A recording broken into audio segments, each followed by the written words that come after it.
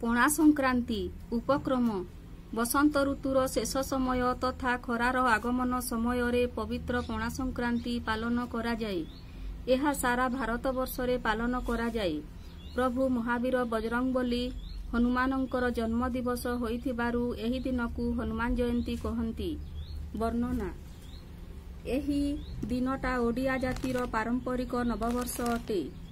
ଏହି ଦିନଠାରୁ ପଞ୍ଜିକାର ମାନେ ପାଞ୍ଜି ଆରମ୍ଭ କରନ୍ତି। ଲୋକମାନେ ସକାଳୁ ସ୍ନାନ ସାରି ମନ୍ଦିର ଯାଆନ୍ତି।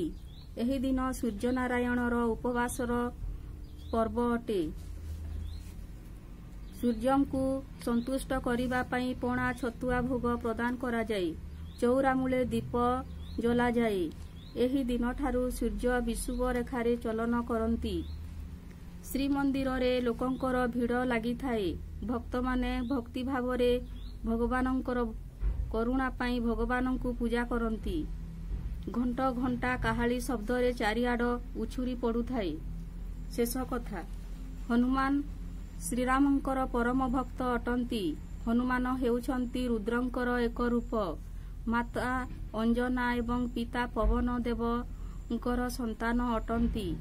ଚାରିଯୁଗରେ ତାଙ୍କର ଶକ୍ତି ମହନୀୟତା ଅତୁଟ ଅଟେ।